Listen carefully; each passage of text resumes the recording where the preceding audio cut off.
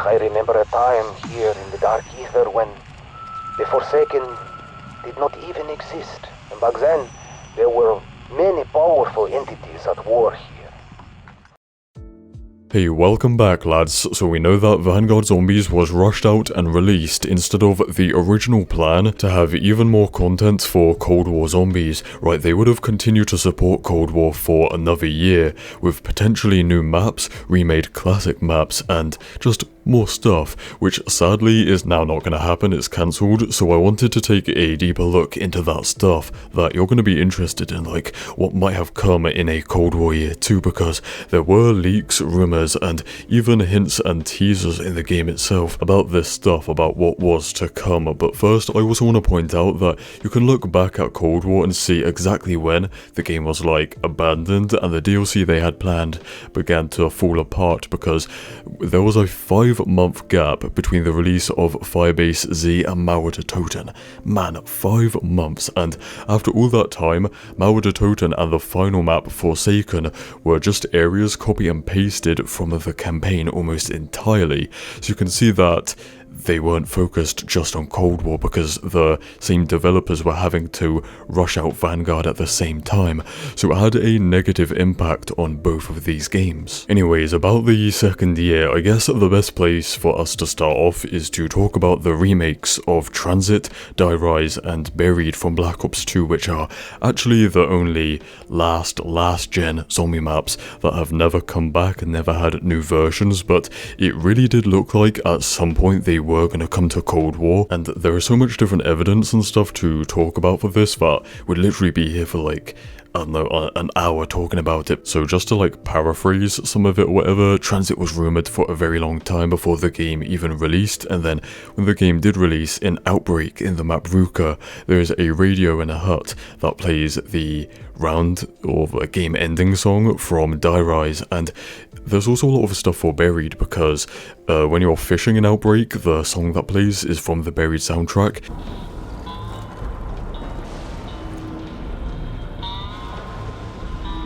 And also in the map Golova, there is the Candy asset from Buried as well. Oh, and also the what they call Tempest zombies are literally just like Dark Ether versions of the Avogadro, which was the boss zombie from Transit. So yeah, it definitely looked like these were gonna come, and it even looked like they would fit into the new storyline, because in Firebase Z there is like a map of the world that talks about like, well, it's the Russians monitoring different Dark Ether outbreaks, and pretty much all the different points on the map were explained by previous maps, the maps that did release, and even multiplayer maps that had zombies on them. But there are two that were never really explained, and one is Manhattan, New York, that would really fit a new version of Die Rise, because that map is like in skyscrapers, right? And also there in Firebase Z as well, there's intel about the Stranger, which was Zykov in the Dark Ether, kind of phasing between the Dark Ether and the real world, and he talks about visiting New York. So they were setting up links between New York and like skyscrapers and stuff and the Dark Ether. And then the one for Buried, I think, was Afghanistan, that is marked on the map, but was never, that was never explained by a multiplayer map or any future map. And of course Buried is like a deserty map, so it would make sense for a new version to be set in Afghanistan, especially because in the 1980s there was the Soviet-Afghan war happening, and that's literally where Kravchenko dies, because you see that happen in Black Ops 2. So I thought that we'd have a zombies map about that, and it could be like the new version of Buried. So yeah, they were setting up things for the future that just never got explored, and after Firebase Z, the developers began to work on Vanguard, and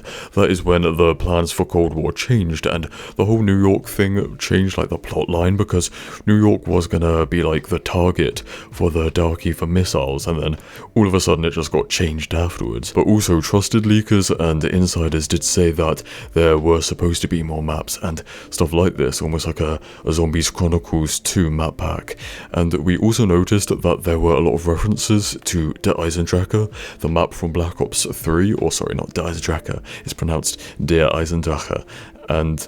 you know, that is even like in campaign and multiplayer maps, so I really did think that we were going to see a new version of that map too. There would have been other stuff like new regions for Outbreak, maybe the Combined Arms map that did not come, that was Crossroads, and maybe even other areas from the Ural Mountains, probably new perks, new field upgrades, and overall I think the story probably would have ended in a similar way, but just would have been more fleshed out with, like I said, an entire year's worth of content extra. But now it has been confirmed that Forsaken was the last map, and the storyline there ended on a cliffhanger that literally sets up the next Black Ops game in 2023, which is why I'm saying that the Cold War content is probably not gonna be released now, and you know, I doubt they could just go back on that and abandon Vanguard Zombies and go back to Cold War. It's a bit too late for that now.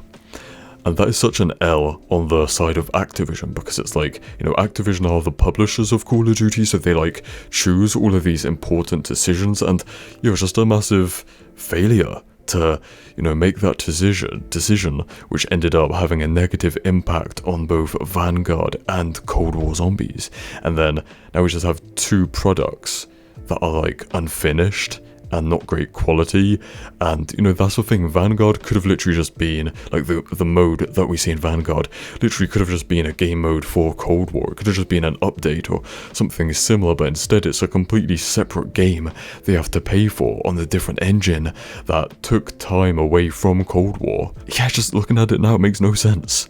Just no sense. Anyways, that is about that, so stay spicy, and I'll see you in the next one. Cheers.